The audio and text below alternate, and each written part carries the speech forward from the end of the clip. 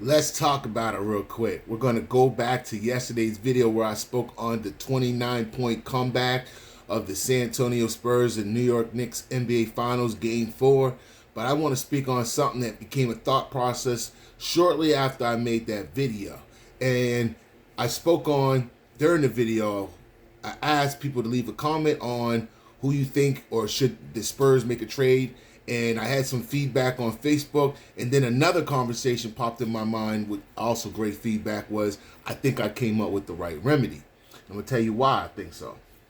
What if the San Antonio Spurs, the perfect trade for the Spurs right now, let me know if there's a better person or a better point guard.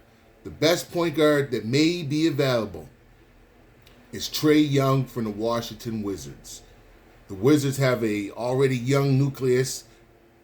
They got that young squad, the young guards they've been drafting the last few years. I know they got was the first, second pick this year, so they don't have to have Trae Young. You can use Trae Young and AD for trade bait right now and keep building that young talent up. So would you trade, if I'm the Spurs, I go out and I even take Keldon Johnson, Fox, ask for a package for a backup center with Trae Young from Washington. I don't know if Washington even got a backup. I don't even think they got a center at all.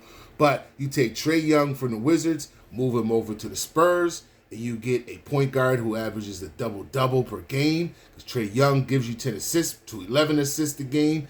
You can get the pick and roll between him and Wemby. And now you got your guaranteed range dropper because we know Trae's a better shooter than Fox. So it's going to be a scary sight leaving Trae Young open. And then with that pick and roll with him and Wemby. So I'm thinking that the Spurs could put an offer to the Washington Wizards. I don't know exactly what the package could be financially, but you could move around some of them players there, bring you Trae Young over to the Spurs, and I think you actually may have next year's NBA champions or a real headache for the next few seasons with a Trae Young, Victor Wembanyama, and the support Stephon Castle. And who's the other? Shoot, this kind of messes up the situation that I brought up with the young fella yesterday, not Stephen Castle, but Dylan Harper, where I said he's ready to go next year. That now I'm fighting with myself here because now do you trade Dylan Harper for Trae Young? I don't know. Or does Dylan Harper, do you work on him getting a shot like Trae Young all over this summer so that next year Dylan Harper's got like some sort of deadly three-point shot?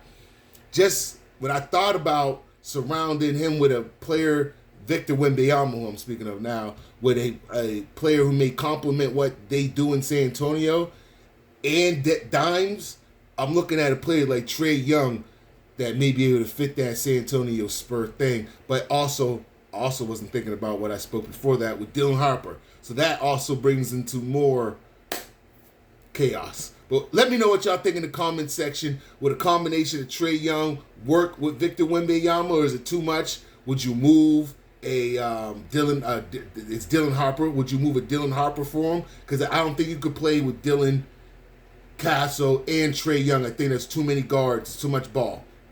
So let me know what you think about my thought process of the Trae Young and Victor Wembanyama possibilities, if that was to be a possibility, or is that something that's a no-no? Y'all let me know in the comment section.